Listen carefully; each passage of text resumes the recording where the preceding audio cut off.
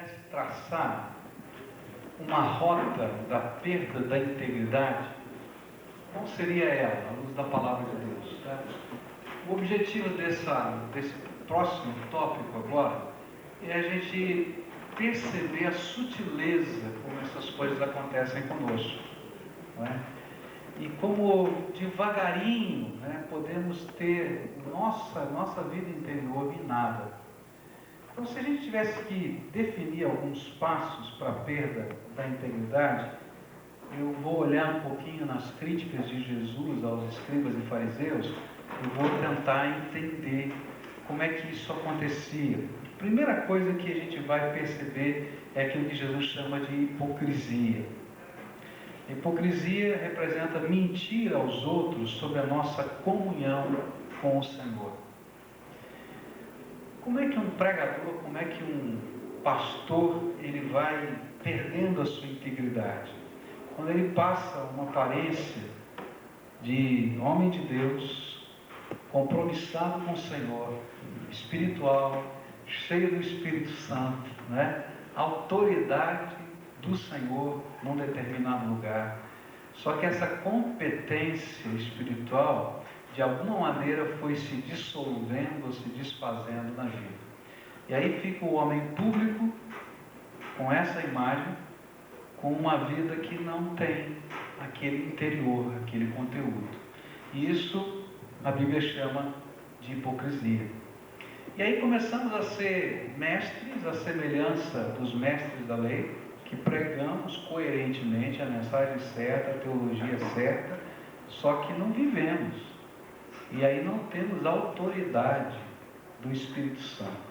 Essa é uma coisa séria, muito séria. Podemos ser até avivalistas, mas um avivamento que não tem conteúdo de caráter, de consistência. E meus irmãos, como é tão fácil a gente caminhar num esquema desse. Eu não sei quantos souberam que um dos filhos do pastor Caio Fábio faleceu agora no final de março. Houve um acidente, ele foi atropelado, o caçula dele foi colhido por um carro. E aí então eu fiquei sabendo e assim, depois do fato ocorrido, alguém me disse, olha, leia a carta que ele escreveu, né, de despedida ao filho, uma coisa assim que ele publicou na internet. E aí comecei a passear em vários textos que ele tem publicado lá no seu site. E um dos textos que eu li foi texto que falava sobre a sua queda. E eu achei interessante o testemunho dele sobre a queda. Então ele começou a falar sobre o estilo de vida dele. E que ele entrou numa roda viva tão intensa, tão grande, de pregação, de correria, de administrar empresas, de fazer e tal, e que chegou num dado momento que o grande desejo que ele tinha era fazer como o bêbado, né? Que diz, que eu quero descer para o mundo, deixa o mundo parar de girar para que eu possa descer. E ele usou a expressão, só que eu desci do jeito errado. Naquele estilo bem jeitão do Caio Fábio, né? De fazer trocadilhos e etc. E eu fiquei pensando, puxa vida, quantos de nós às vezes estamos na correria de um ministério e a hipocrisia entra dentro da nossa vida. A gente tem a linguagem certa, a teologia certa, os pontinhos do sermão certos. A autoridade, a gente luta pela autoridade pastoral, né? Mas não tem a autoridade do Espírito. Porque mentimos aos outros sobre a nossa comunhão com Deus.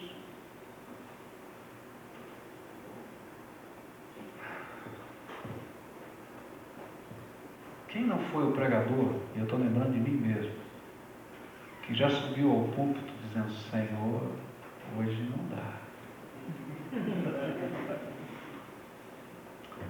Uma das maiores invertidas que eu tive na minha vida, nessa área, foi na época de adolescente. Na época de adolescente, eu já comecei a trabalhar numa organização. Organização é um nome bonito, né? Para um grupo de adolescentes que queriam evangelizar. E nós saímos para pregar o evangelho em igrejas, em praças e assim por diante.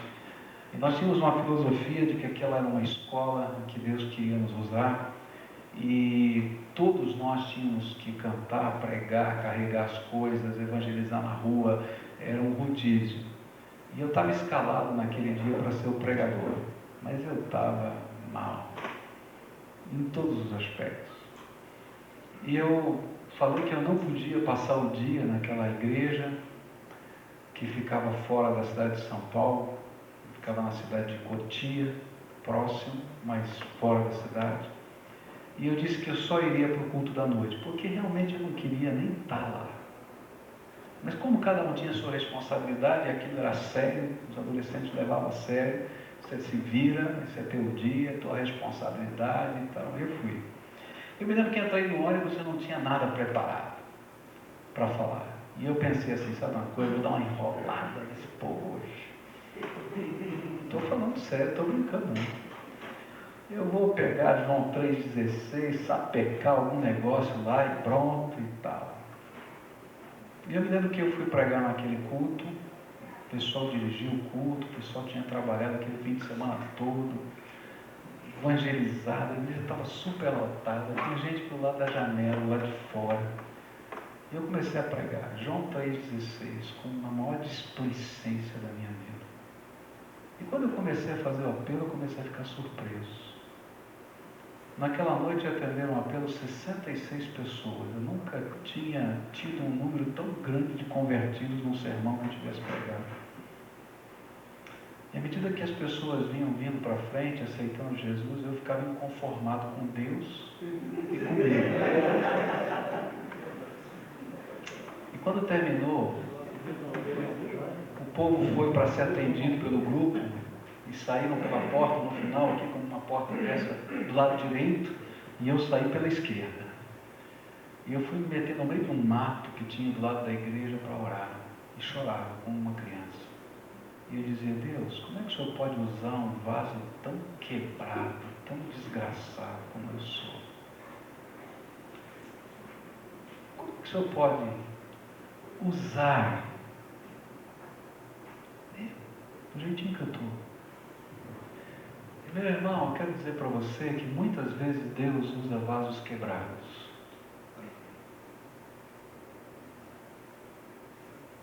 Porque Ele ama tanto o perdido, mas tanto perdido, que Ele vai fazer pedras clamarem.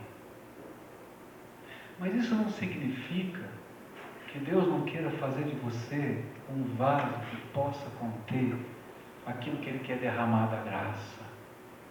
E algumas vezes, quando Ele está trabalhando isso na nossa vida, Ele quer que haja aquele tipo de quebrantamento daquele adolescente para entender que Deus queria transformar a minha vida, e que Ele amava as pessoas, e que o propósito dEle era ali, trabalhar no meu coração e na minha integridade. Como Ele continua fazendo isso na minha vida hoje. Eu queria dizer para você, toma cuidado com a tentação da hipocrisia, porque ela vai quebrar a tua integridade e fazer com que as pessoas imaginem que você é o servo de Deus, quando de fato o servir aqui dentro ao Senhor não está acontecendo. Você tem que ser um homem de oração. Agora é fácil falar que você precisa ser um homem de oração. Agora eu sei como é difícil ser homem de oração. Eu tive que colocar algumas regras para a minha vida. Tipo, não saio do meu quarto sem que eu e minha esposa oremos de manhã cedo. Mas está atrasado, vai perder não sei o que, vai acontecer tal coisa. Alguma coisa vai ter que acontecer para que eu entenda o valor desse momento. Arrebenta. Já passei vergonha por causa disso. Já aconteceram muitas coisas complicadas. Algumas vezes caio. Mas a gente vai perseguindo. Para que as pessoas possam enxergar por fora o que a gente é por dentro. Porque toda vez que eu vestir uma máscara, num determinado tempo, essa máscara vai cair. E as pessoas vão enxergar por fora o que eu sou por dentro. Então, se eu tivesse que traçar uma rota, eu diria para você, toma cuidado com a hipocrisia espiritual. E meu irmão, não era só para os fariseus uma grande tentação. É para mim. Eu não sei para você, mas para mim é. Pregar o que a gente não pratica, orar por aquilo que a gente de verdade não deseja que aconteça.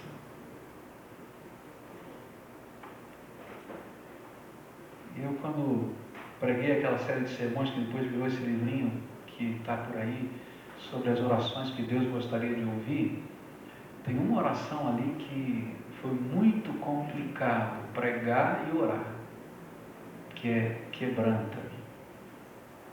Quando eu comecei a estudar aquele texto e entender que quebranta-me, ia dizer, Deus, se tem alguma coisa na minha vida que te entristece, que não te agrada, e que eu estou relutando em dar para o Senhor e deixar o Senhor transformar, pode descer a marreta e arrebentar a minha vida, mas não me deixa fora do teu projeto. E aí eu comecei a pensar em orar nessa oração e comecei a ver as minhas coisas. E eu entendi que Deus às vezes não vai quebrar só as coisas, Ele vai quebrar a minha vida, porque essas coisas estão enraizadas dentro de mim. E não tem jeito de arrancar a raiz se não mexer na terra, fazer um buraco. O segundo passo que nos leva à perda da integridade é quando a gente deixa de mentir aos outros e passa a mentir a nós mesmos. Então, na hipocrisia, eu faço as pessoas imaginarem que eu sou o que eu não sou. Mas quando eu minto para mim mesmo, é quando eu começo a acreditar que eu sou o que eu não sou. E eu passo a acreditar na mentira. E aquela hipocrisia torna-se duplicidade. Nós não fingimos apenas, mas a mentira torna-se o nosso estilo de vida, uma vida dupla. E a gente acredita, não é? E meus irmãos, como é fácil a gente acreditar. Eu sou o líder espiritual dessa igreja, quem manda aqui sou eu, Deus me deu toda a visão. E meus irmãos, a gente começa a acreditar na mentira, porque o líder espiritual da igreja, você prega quem é? Jesus é o cabeça da igreja, eu sou servo. Deus me colocou numa função de autoridade, mas o direito de autoridade é dele. E ele ministra no meio do seu povo, através dos vários dons e talentos que ele colocou no meio da sua igreja. Graças a Deus por isso. Mas é fácil a gente acreditar nessas coisas. E a gente começa a acreditar na mentira. Algumas das racionalizações da nossa alma se transformam em verdade para nós. Eu ouvi outro dia um pastor, que se diz pastor, que está dirigindo aqui na cidade de Curitiba uma igreja de gays, igreja evangélica de gays, de homossexuais. E aí na entrevista feita com ele, o repórter perguntou, mas a Bíblia não condena o homossexualismo? Ele disse assim, verdade, ela condena, mas nós precisamos atualizar a Bíblia. Eu fico pensando, sabe que ele acredita nisso?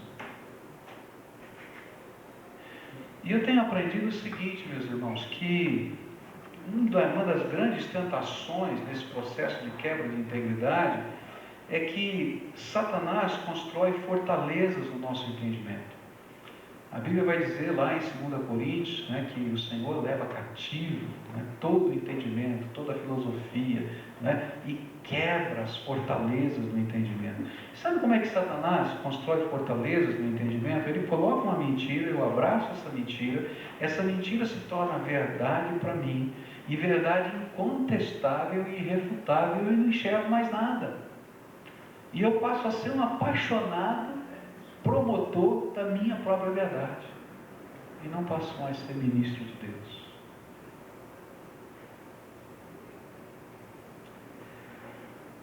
Cuidado, porque é tão sutil isso, irmãos. Eu tenho lido algumas coisas e fico impressionado.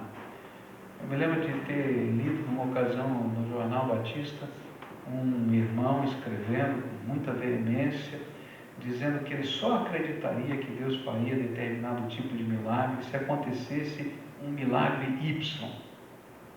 Passaram-se uns 5 anos e aconteceu no meio das igrejas aí um milagre Y. E aí ele escreveu um novo artigo dizendo que aquele milagre não era milagre, porque ele não podia crer que Deus podia fazer milagre. Fico pensando como é fácil a gente criar os nossos parâmetros. Meu irmão, se você não entendeu que você é um ministro de Deus e que o teu Deus é soberano, todo-poderoso, Senhor sobre o céu e a terra, então você está no lugar errado. Porque eu sirvo o Deus todo-poderoso, Senhor dos céus e da terra. Eu sou substrato de pó de milho. Sei lá o que você quer dizer, mas Jesus é Senhor. Ele faz o que Ele quiser, Ele salva, Ele transforma. Quanta gente, meus irmãos, dentro da sua igreja, é um milagre ambulante. Eu começo a ver o que Deus fez na vida de fulano, de Beltrano, de Ciclano. Meu Deus, que coisa tremenda! Nós estamos aqui para dizer que Deus está vivo. Agora, cuidado, porque a gente começa a acreditar em mentira. E às vezes as mentiras que nós acreditamos têm a ver com a nossa maneira de lidar com a nossa própria vida e de controlar a vida de outros. Eu ouvi o testemunho de Sil Rogers, né, aquele homossexual travesti que se converteu e hoje tem um ministério muito forte na libertação de homossexuais. E no testemunho dele, ele fala um negócio assim que é tremendo, que ele começou a frequentar, ele começou a sentir fome de Deus, necessidade de Deus, começou a ler a Bíblia. E aí ele sentiu necessidade de ir para uma igreja. E alguém o levou para uma igreja de gays, lá nos Estados Unidos. E ele começou a adorar a Deus com toda a intensidade da sua alma, porque ele entendia que ser gay era a sua natureza física. Mas de repente, Deus começou a trabalhar o seu coração, e ele começou a ver que não dava, tinha alguma coisa errada. E ele começou furtivamente a frequentar um grupo de cristãos sérios, que começaram a pregar a palavra. Mas ele começou a dizer, puxa vida, não dá, porque eu sou assim. Eu não sou homem, nem mulher, eu sou isso.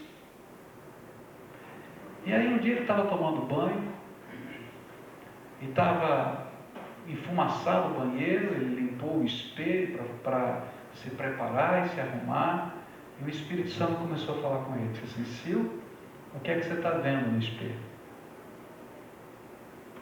Ele disse, estou vendo o Sil. Não, Sil, o que é que você está vendo no espelho? Estou vendo uma pessoa. Não, Sil, olha direito para o espelho. Ele estava nu. E ele teve que olhar no espelho, ver os seus órgãos genitais, e ele teve que dizer assim, eu estou vendo um homem. E ele disse, eu te fiz assim.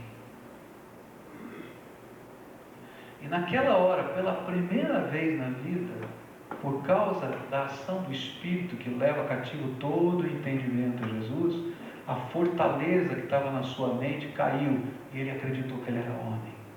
E aí começou a obra de libertação na sua vida.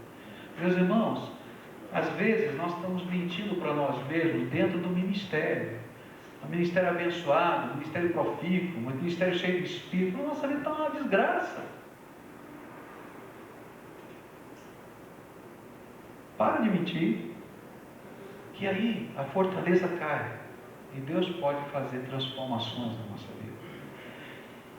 Quando a gente vive a hipocrisia, mente para nós mesmos. O terceiro passo é quando a gente começa a querer mentir para Deus. Aí é duro, né? Então a hipocrisia torna-se duplicidade, a duplicidade produz apostasia. Palavra dura, né? Tudo começa com um coração dobre, que encorajou uma mente dobre e uma vontade dividida.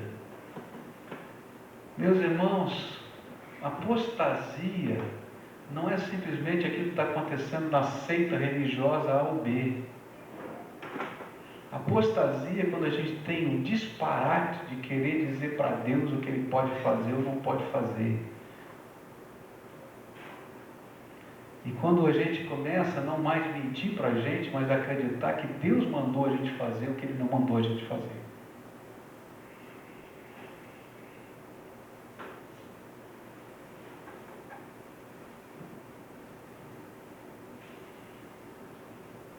João 1,10 diz: se dissermos que não temos cometido pecado, fazemos-no mentiroso, e a sua palavra não está em nós. E quando a gente começa a acreditar, mesmo diante da testificação do Espírito, que a gente tem que ser o que a gente quer ser, toma cuidado.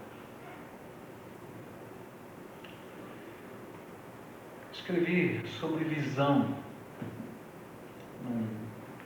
numa publicação que a nossa denominação fez no ano passado, sobre a igreja contextualizada. Porque muita coisa tem se dito sobre visão, que a gente tem que ter a visão, que a gente tem que fazer isso, fazer aquilo. Eu concordo que a gente tem que ter a visão. Mas eu tenho muito medo de quando a gente imagina que a visão tem que vir pronta, fabricada, com todos os seus detalhes. Eu acho que a pessoa que está imaginando isso não entende nada sobre visão.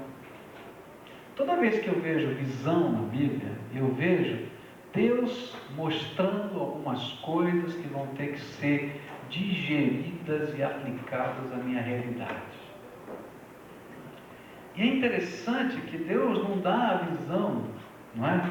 Assim, prontinha, de uma vez, acabada. Por exemplo, quando Deus falou para Moisés: Moisés, vai lá para o Egito e tira meu povo de lá. Vocês acreditam que Deus deu a visão com todos os projetos? Você vai lá, agora você vai falar com o faraó, vai acontecer 10 pragas, o povo vai fazer assim, daí você vai pegar o deserto, vai ficar 40 anos marchando no deserto. Foi assim? Deus falou assim: olha, tem um plano para você, é nesse rumo, agora vem e segue-me. E às vezes a gente fica dizendo que Deus deu a visão, quando na verdade a visão é minha, viu? Não é de Deus não. Porque a gente não quer seguir ninguém. E aí a gente pode caminhar pelos caminhos da apostasia. A única solução para a gente quebrar esses passos aqui negativos que fazem a gente romper a integridade é caminhar na luz. 1 João 1, 7 e 9 diz assim. Vamos ler juntos? Está aí, né? Mas se andarmos na luz como Ele na luz está, temos comunhão uns com os outros, e o sangue de Jesus, o seu Filho, nos purifica de todo pecado. Se confessarmos os nossos pecados, Ele é fiel e justo para nos perdoar os pecados e nos purificar de toda a injustiça. Anda na luz, busca a luz, tenha comunhão com a luz. A luz vai revelar o teu pecado. Quebrantamento. Deixa Jesus trabalhar.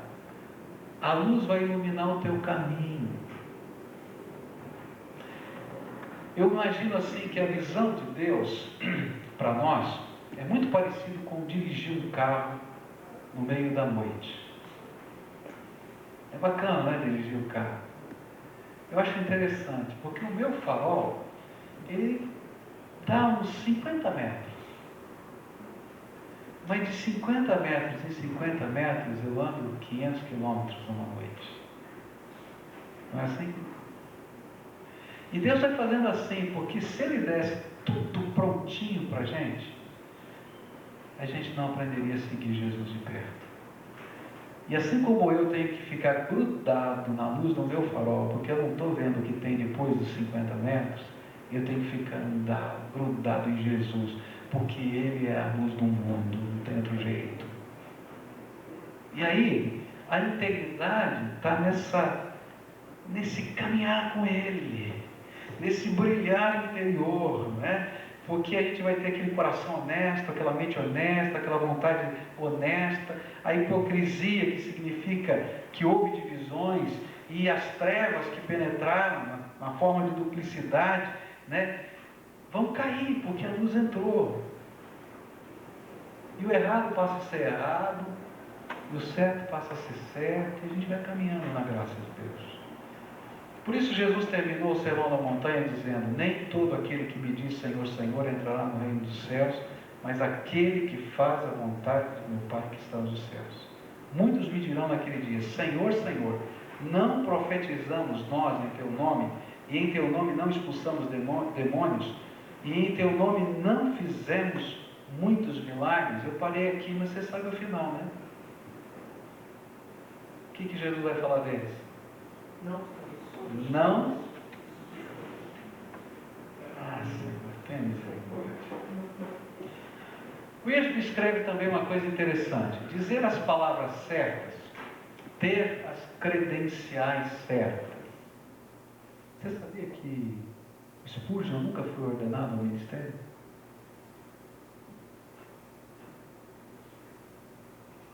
Nunca cursou um seminário.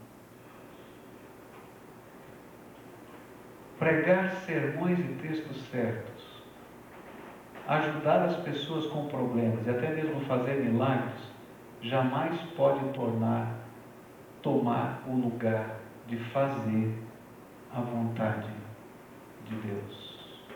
Isso é integridade.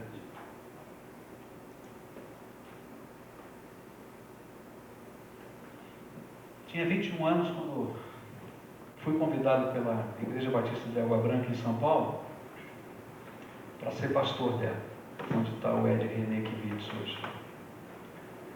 E aquela tinha sido a igreja da minha família e da minha infância.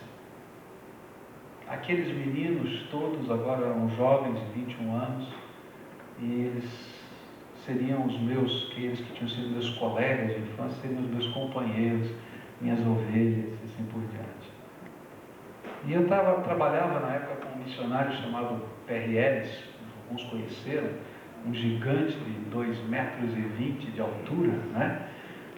Sapato 54, você já viu um sapato 54? Uma vez ele entrou no meu Fusquinha, foi a coisa mais engraçada, né? Ele teve que andar de cabeça baixa, porque a cabeça batia no teto do Fusquinha. Eu trabalhava com ele na junta de evangelismo da Convenção Batista Brasileira, e quando eu recebi o convite, eu fiquei muito preocupado. Como que é esse negócio de ser pastor com 21 anos, numa igreja que tem quase 50 anos, e pastorear o povo, né? Que você foi companheiro a vida inteira. E eu falei: olha, eu estou com medo desse negócio, como é que funciona? E para eles olhou para mim e disse assim: Pascoal, seja simplesmente homem de Deus. Pastorear não é pôr um chapéu na cabeça com o título pastor, e aí todo mundo vai te dar e reconhecer a tua autoridade. Você pode pôr 200 chapéus desse e ter 300 assembleias e 400 títulos, não vale nada. Agora, quando eles sentirem a presença do Senhor na tua vida, você vai ter autoridade. Mas como é que eu vou lidar com ele? Não. Seja servo de Deus. Porque a autoridade aí deixa de ser tu e passa a ser o Senhor.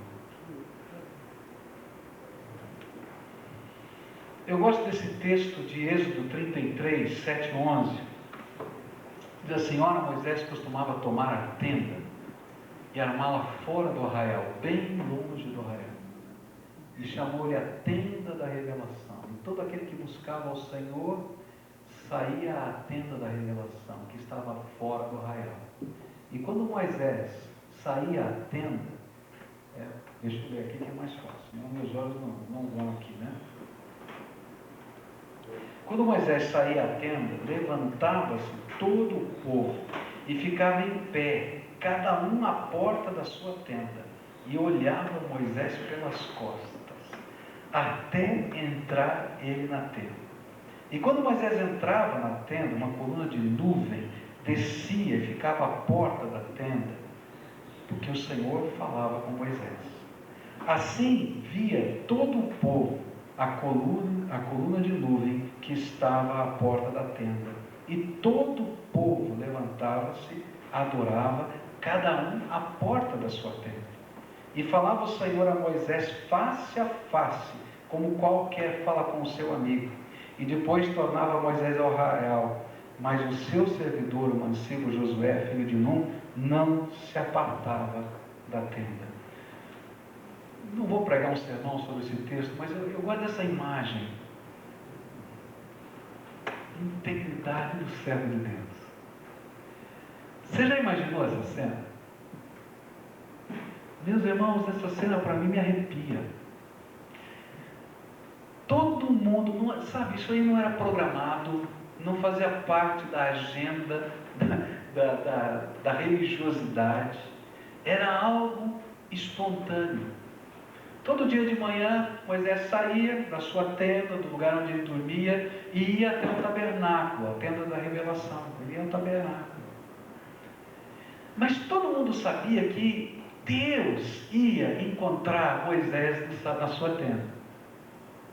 E ficava todo mundo lá de fora esperando. Eu fico imaginando Moisés passando, tá? E o povo dizendo: Moisés está vindo, vai, levanta, vem logo, vem ver. E o povo vinha para a porta e ficava perfilado. Mas ele ia indo. Quando ele entrava na tenda, todo mundo queria ver o que ia acontecer. E descia Shekinah, a nuvem de Deus descia. E enchia aquele lugar, como se dissesse: eu estou aqui com meu servo. Era um negócio tão impressionante, mas tão impressionante, porque o Senhor estava no meio, tabernaculando no meio do seu povo, que todo mundo parava tudo, curvava-se, colocava a boca no pó na entrada da tenda e adorava a Deus. Para mim, liderança pastoral tem a ver com isso. Não tem a ver com título, não tem a ver com projeto, não tem a ver com plano estratégico, ainda que Deus possa usar tudo isso. Eu acredito, planejo, trabalho isso na minha igreja, mas eu acredito que liderança pastoral é muito mais do que isso, porque isso qualquer empresário pode fazer. Mas receber o Shekinah de Deus, a nuvem de Deus que desce sobre nós, só cheios, pessoas, servos, cheios do Espírito Santo de Deus.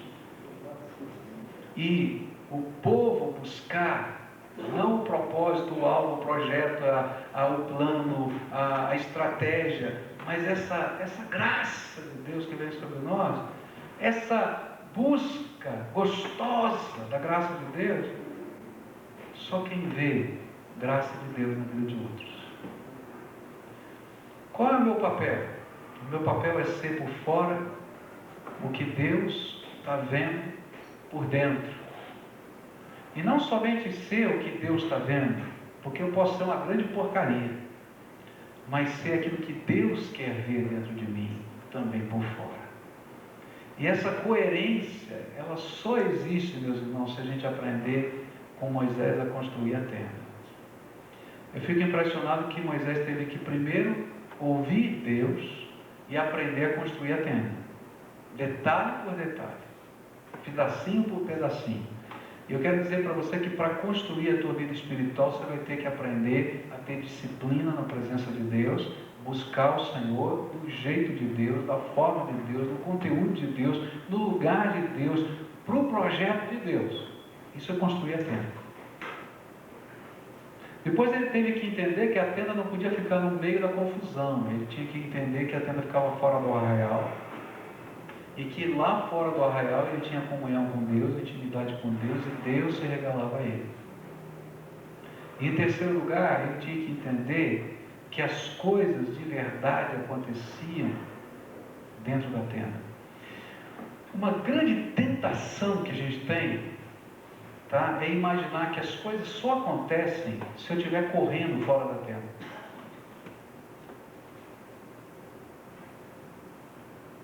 Então, se eu não pintar, ninguém pinta. Se eu não evangelizar, ninguém evangeliza. Se eu não discipular, ninguém discipula. E a gente passa a ser um fazedor de coisas. Tá? Agora, quando a gente começa a entender essa lição de interesse de vida, a gente vai entender que as coisas acontecem quando a gente está dentro da tenda. Porque enquanto a gente está dentro da tenda, Deus está fazendo milagres. Deus está fazendo milagres. Você crê que Deus responde a oração? Amém. Eu creio. Você crê que Deus muda o coração de pessoas? Eu creio. Poderia contar uma dezena aqui de coisas que Deus faz. Eu recebi um e-mail essa semana tremendo. Esse irmão vai dar testemunho no dia desse aqui da igreja, né? A família dele estava orando, né? E uma coisa que aconteceu, a filha dele queria entrar em medicina, fez o vestibular, passou em 2 universidades, eles não tinham dinheiro para pagar, eles queriam que ela entrasse na federal, né? Mas na federal ela não foi aprovada, ela ficou no número 200 e não sei quanto, lá embaixo. E aí então esse servo de Deus, um líder de célula nosso, ele se reuniu a família e disse assim: gente, eu creio que Deus pode mudar essa situação. Vocês creem? Papai, só se for milagre. Então vamos orar. E começaram a orar incessantemente por isso. Está lá no e-mail que ele mandou hoje para mim. Aí ele disse assim: olha, começamos a orar e Deus colocou um sentimento da minha filha. Ele falou assim: olha, eu fui muito bem em todas as matérias, mas eu tirei uma nota muito baixa para a minha redação. E a minha redação não foi tão ruim assim. E aí então eles pediram uma revisão de prova de redação na federal. E ele disse para mim: olha, nós pedimos, mas sabemos que mesmo que tenha algum erro, eles não mudam. Porque para mudar tem que tirar alguém que já tomou a vaga, porque já teve a matrícula. Não é verdade? E aí, como é que fica? Aí eles receberam uma carta dizendo, tal, etc., que ia ser estudado o assunto e tal. E aí não veio resposta. Aí eles foram lá,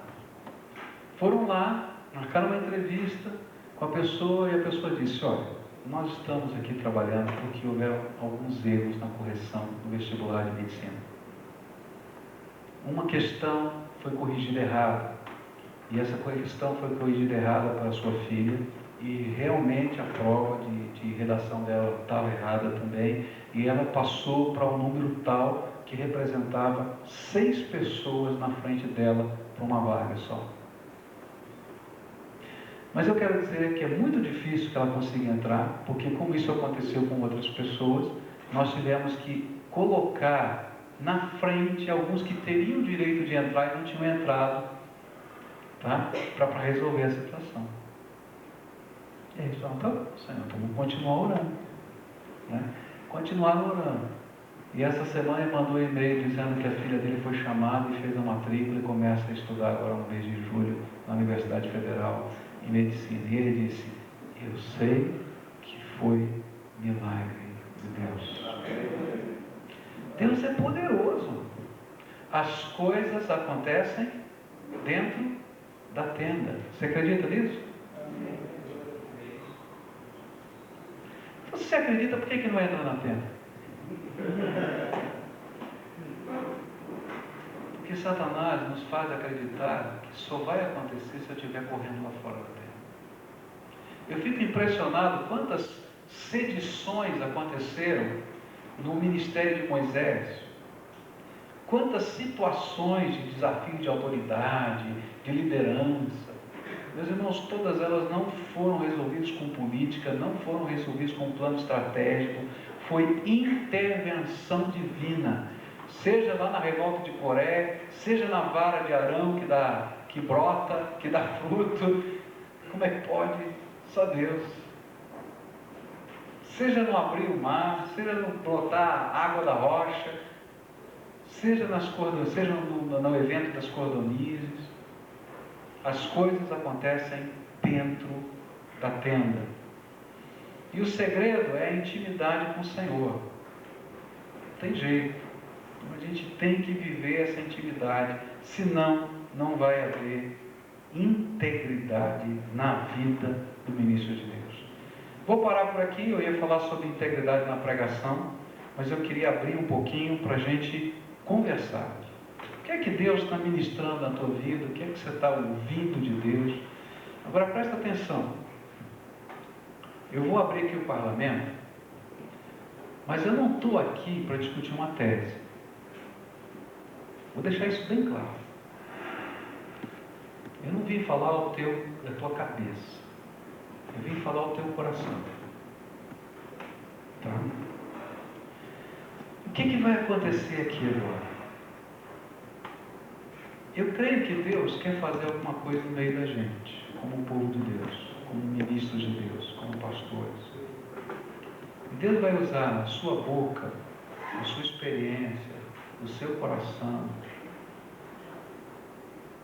quem sabe até a sua confissão, para quebrantamento, para acerto, para a gente buscar a face de Deus daqui a pouco juntos. O sermão, o estudo não acabou agora. Ele vai continuar com o que vai acontecer agora. Porque o Espírito Santo de Deus está se movendo aqui, ele vai falar conosco, através de você. Então, o que o Espírito de Deus está ministrando no teu coração agora? Que você reconhece que é palavra de Deus para a tua vida. E que você entende que Ele quer que você testifique, que você reparta conosco, agora, para que juntos nós busquemos a face do Senhor daqui a pouco. Alguns vão compartilhar o que Deus está fazendo, outros vão compartilhar quebrantamento, outros vão compartilhar visão de Deus. Eu não sei o que Deus vai fazer aqui, mas eu quero estar aqui submisso à vontade dele. Nós vamos ouvir Deus falando conosco. Num determinado momento eu vou parar, vou dizer, olha, vamos parar, nós vamos nos ajoelhar e vamos orar. Porque as coisas acontecem onde? Dentro da tenda.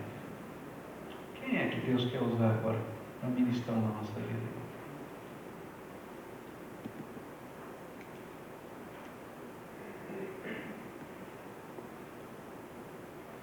Fala, querido. Fica de pé, fala com a gente.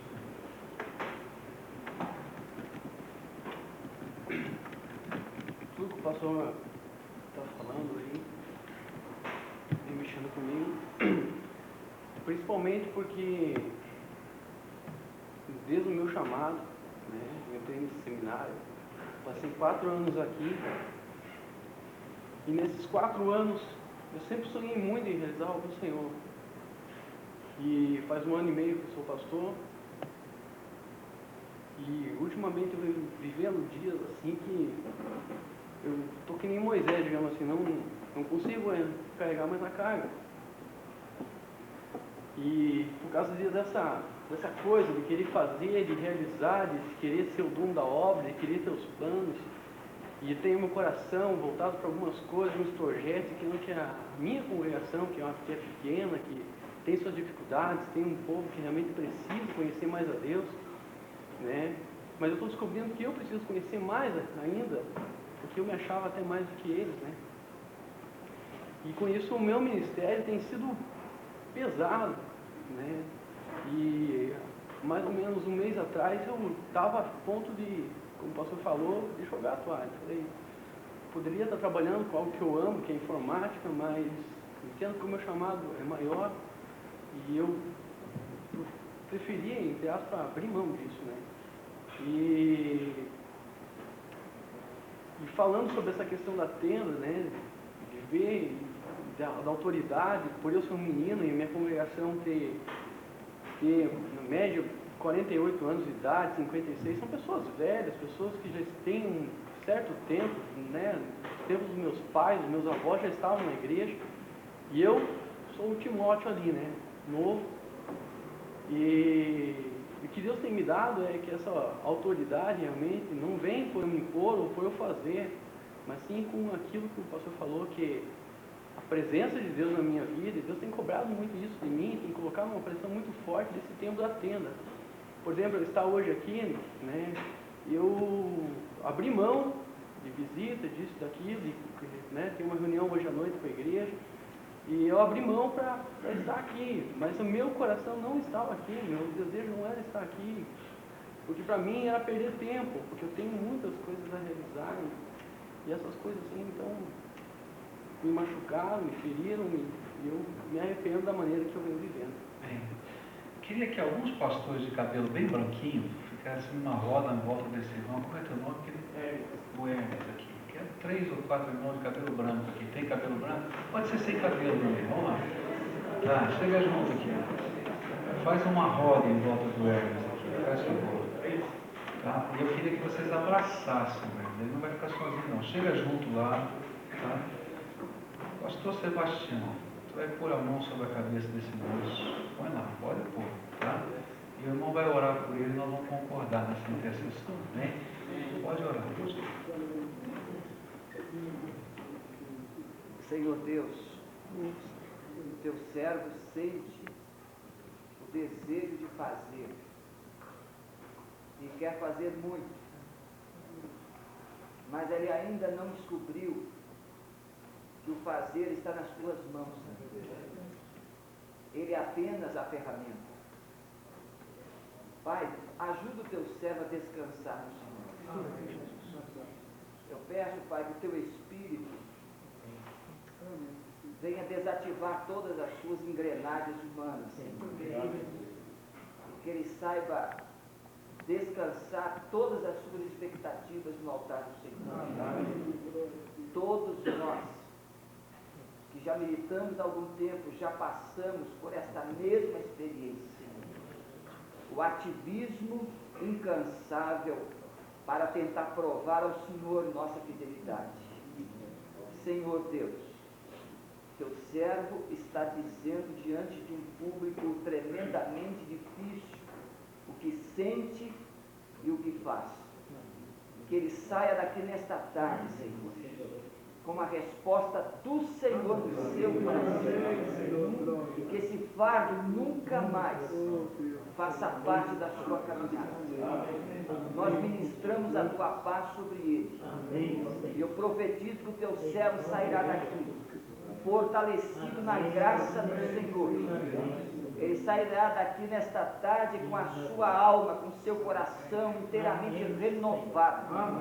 E ele subirá com asas como águias para viver nas alturas do Senhor e não no seu quintal, onde as coisas acontecem nas mesmices cada dia. É a nossa oração em nome de Jesus. Amém. Amém. Agora, querido, você vai pastorear a gente aqui agora, tá?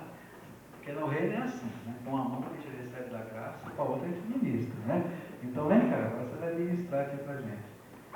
Deus usou a vida do Hermes para falar com muita gente aqui, não foi? Quem foi tocado pelo testemunho do Hermes, sentiu que o Espírito Santo falou, olha, teu problema é esse, vai ficar aqui do lado do Hermes, e nós vamos ministrar uns na vida dos outros juntos aqui, vem pra cá. Chega junto aqui, o Hermes vai te conduzir aqui, vem. Porque esse aqui é o povo de Deus, Deus está ministrando na vida da gente, né? Então você vai pastorear esse rebanho aqui agora, rapaz. Vai abraçando esse povo todo aqui, né? Porque Deus está ministrando através da tua vida, tá? E aí nós vamos fazer o seguinte, nós vamos ficar todos de pé agora, e a nossa ministração junto com eles, dando as mãos, dá a mão para quem está perto, tá? Eu vou dar daqui a pouco oportunidade para outras pessoas falarem. Mas eu quero que a gente entenda, viu, Hermes, que Deus está ministrando. Essas coisas são coisas que Deus está falando no meu coração.